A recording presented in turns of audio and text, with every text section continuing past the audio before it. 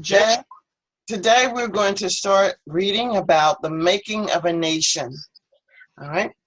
yes. Do you have any questions or? No. The article is easy to read. All right, well, we'll start with VOA. This is the Voice of America article, and the link to this online information is above, and it's also below. All right, you may start. Okay. Must I read? Yes, please. James Monroe easily won election in 1816. He had a relaxed, likable personality, as was popular with voters. In addition, many saw him as the last connection to the country's founding generation. Monroe had fought in George Washington's army during the Revolutionary War against British rule. He was a diplomat during Thomas Jefferson's presidency and helped complete the Louisiana Purchase. Monroe served as James Madison's Secretary of State and briefly as his Secretary of War as well during the War of 1812. When Monroe became president, the United States has just declared victory against British forces in the War of 1812.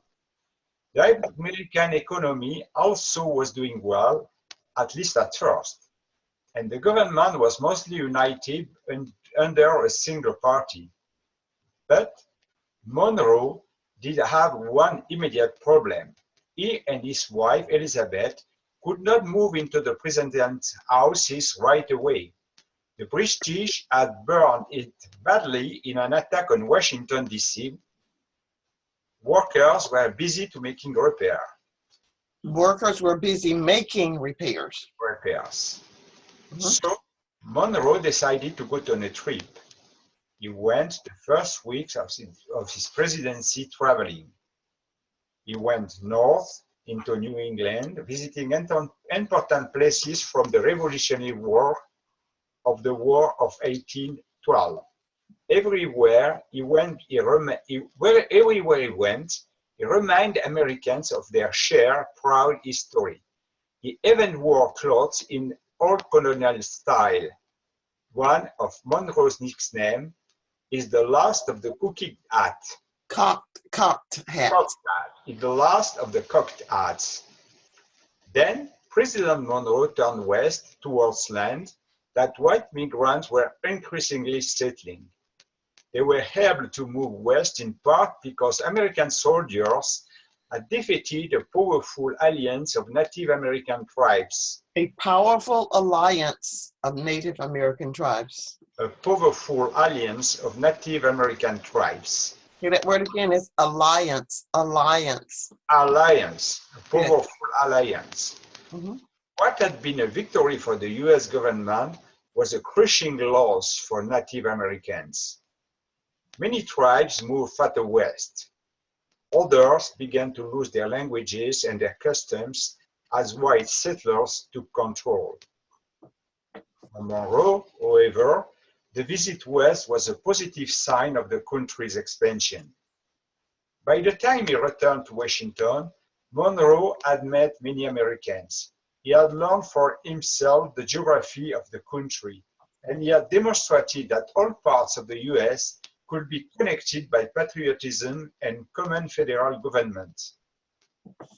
One newspaper called Monroe presidency the beginning of an era of good feelings. 4 years later, Monroe won a second term even more easily than his first. Yet, James Monroe's presidency had several crises. One was the country's first economic depression in more than 30 years. Another was over slavery. The country had been divided over the issue since its founding. By the end of 1890, 11 states...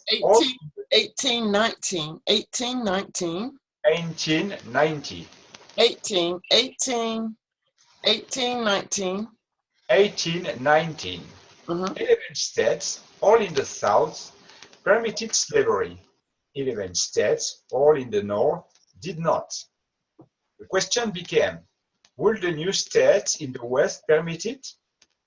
Monroe had to face the question when settlers asked Congress permission for Missouri Territory to become a state.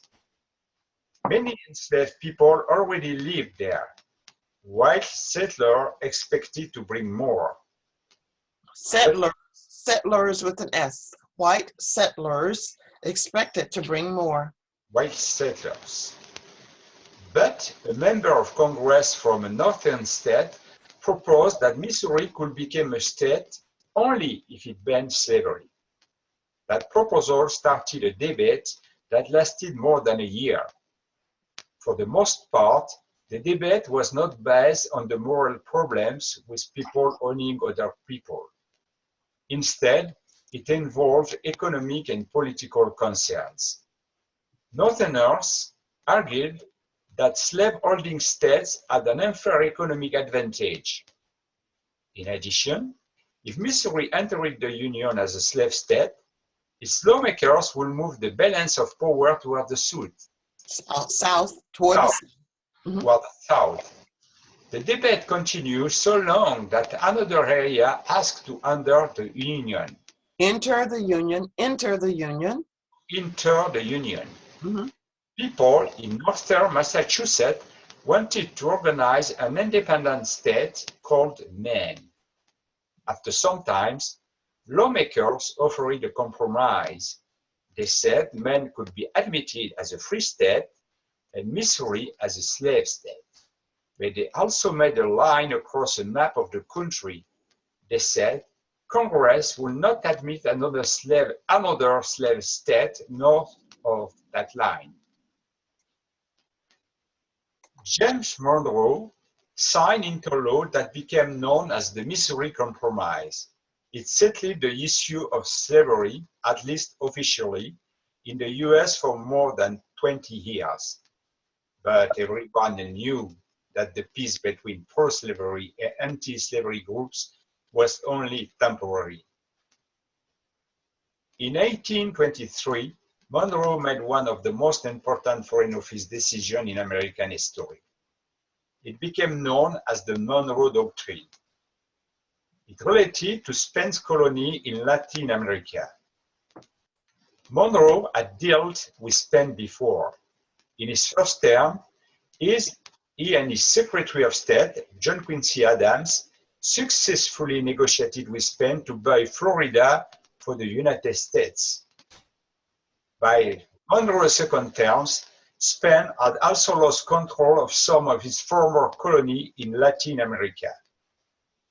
The president became concerned that Spain's European allies would try to help the country regain power. Power. He didn't want the European powers interfering in areas so close to US territory and so important to US trade. So, Monroe gave a speech to Congress.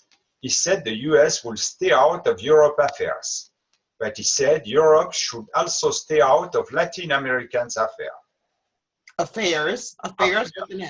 Affairs. And Monroe declared that European powers would not be permitted to begin colonizing any area in the Western Hemisphere. In other words, Monroe declared that the US considered the entire Western Hemisphere its sphere of influence. Historians note that Monroe didn't aim for the declaration to be a major statement. Major statement. But it became a base of American foreign policy and supported US expansion throughout the 19th century. Finally here, James Monroe was the fourth and last president in the Virginia dynasty, except for John Adams. 4 of the first 5 American presidents were from Virginia. Monroe and his wife returned to their home there after he left office. They had a close relationship with each other, as well as with their 2 surviving children, both daughters. Unlike many politicians of his time, Monroe had brought his family with him on his travel. He also believed strongly in education for girls. When the Monroes lived in France, young Elizabeth Monroe attended the best school for girls in Paris. This loving family spent as much time together as possible. So, when Elizabeth Monroe died, James Monroe was filled with sorrow. His health also began to fail. He moved to the house of his younger daughter, Maria, in New York City. James Monroe died there 1 year later at age 73. 73. Like two other former presidents, Monroe died on the 4th of July, American's birthday. Voilà. Oh, it was a long article, but it's very good. Let's take a look at the vocabulary words, and then we'll talk about the article. Relax. Relax, informal and comfortable. Positive, hopeful and optimistic.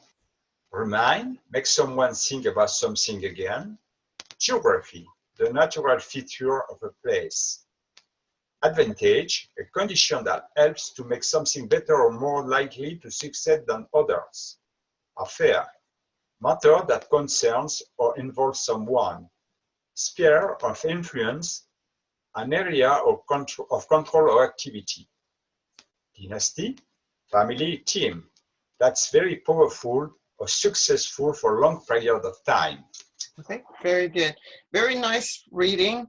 Many of the words in the article that you had difficulty with is not because of the word, but the plurality of the word.